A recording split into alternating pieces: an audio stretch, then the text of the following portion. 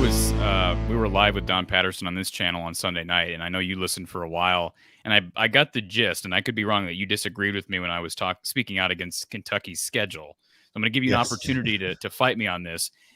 Kentucky, by all the metrics I've seen, has the worst SEC schedule of all however many teams, 14 teams in the SEC. Mm-hmm. They have the worst schedule of anyone. So I'm not saying it's an easy schedule, but relative to the rest of the conference, it's not that tough. They avoided Arkansas, they avoided Ole Miss, they avoided Bama, of course. LSU's down, Florida's down.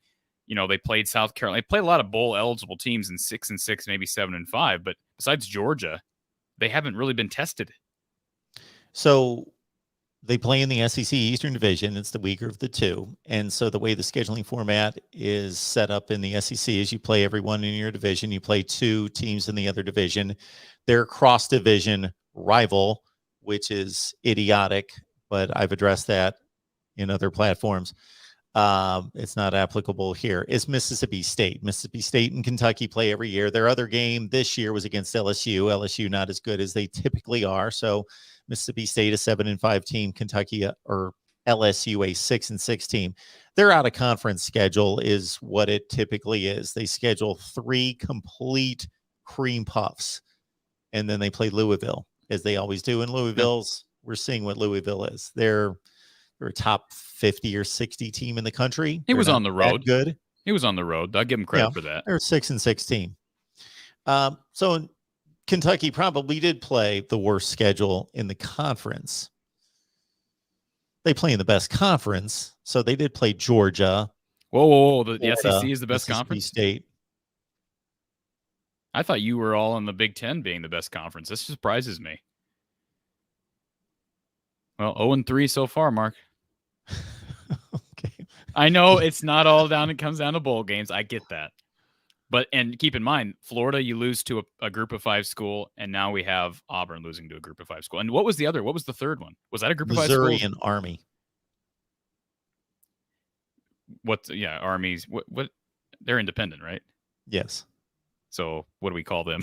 They're not group of 5. They're not Power 5. So, that's not a very good start. Now we'll see. I mean, if the Big Ten comes out and stinks it up, unfortunately, we're going to have Rutgers put a bad mark on the Big Ten because they're going to lose to Wake Forest. I have a hard time seeing them win. Be a bad mark, though.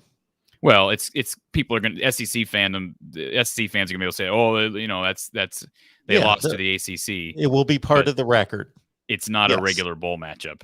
That's what's another, while we're piling on ESPN to a certain extent during the show, that's what's inane about this stupid bowl standings and whatever award they give out. There's no context to it whatsoever. Right. It's the stupidest thing. Let's be honest. I mean, I thought Houston played really badly today. That's just my opinion from what I saw. I thought they played very poorly. And I told you earlier in the show, I think Auburn's very undisciplined, and yet Houston still won that game. That's an 11-2 Houston team. I know they're in the AAC, but playing a 6-6 Auburn team, is that the best matchup we could envision for a top 20 Houston team? It was a close game, though. It was a close game. I understand that. And like I said, I don't think Houston played very well. So it's the second best team in the American Conference taking on the 8th best team, a 3-5 team in the SEC. So that's pretty comparable. That's what we're talking about here. When we're talking about, and these instances have not been favorable for the SEC. Florida doesn't have a coach. They're putting together a coaching staff. They're pretty much a mess. Which sort of helps my argument about Kentucky's schedule, because Florida's going through a coaching change. LSU's going through a coaching change. So to be clear, the results during the 2021 season leads me to determine the Big Ten and the SEC are inseparable.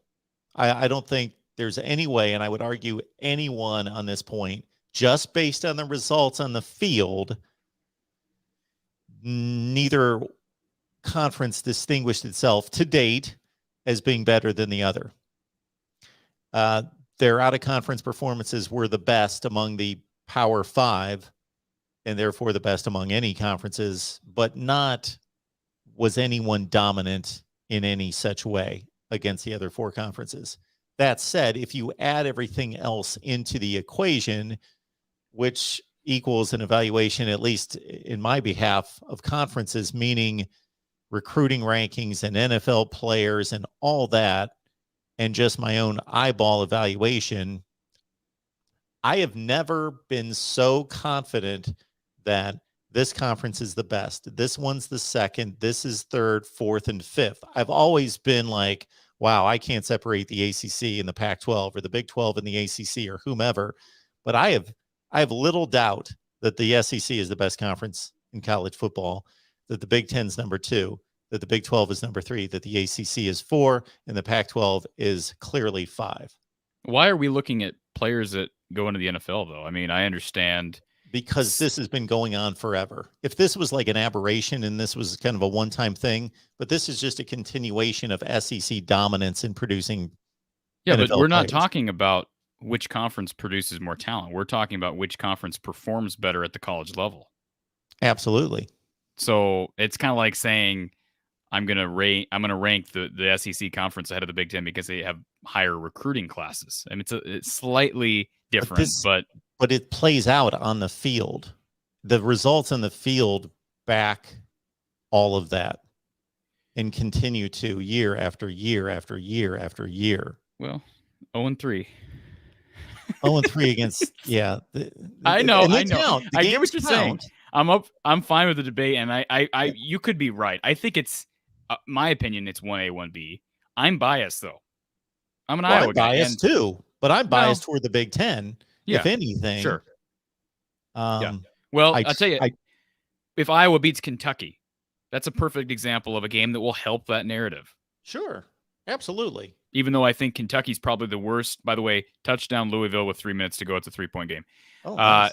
Even though Kentucky is probably the worst 9-win team in all of the Power 5, and Iowa is probably the worst 10-win team in all of the Power 5. Maybe not because the ACC is garbage, but let's just be honest. That those are probably, not to downplay the Citrus Bowl, but when you look at strength of schedule of Kentucky and Iowa, like 2 of the worst in the Power 5, and they're playing each other in Orlando. Well, if I'm not mistaken, you made the statement the other day that this is the worst Citrus Bowl matchup ever. Am I wrong, Mark? You know college. Would you disagree? I don't disagree. Yeah. I mean, people were comparing it to that game in 2005, the LSU Iowa game in 2005.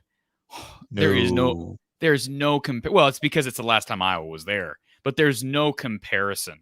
There is just no comparison between the two games. There was so much I mean, that was such a, well, obviously it was an incredible finish for Iowa fans. One of the more memorable finishes in Iowa football history. But yeah, this game just doesn't have the luster. And I just, what I'll say too is I just hope this game happens, because let's not forget, Iowa had their game against Missouri canceled last year. Iowa's had 2 chances against SEC teams these last 2 years. And so far we're on for this game on Saturday. But if for some reason it were to get canceled, that would be terrible. It would be a disappointing way. It's such a weird way to end a season. It was so odd last year because, I remember last year Iowa plays all 8 games. Then they're scheduled to play Michigan and they cancel, which I have opinions as to why Michigan canceled, but we won't get into that. And then we go into the Mizzou game and they cancel. So I just hope that doesn't happen. I know a lot of Iowa fans are going down, as they always do, and they'll enjoy Florida weather regardless.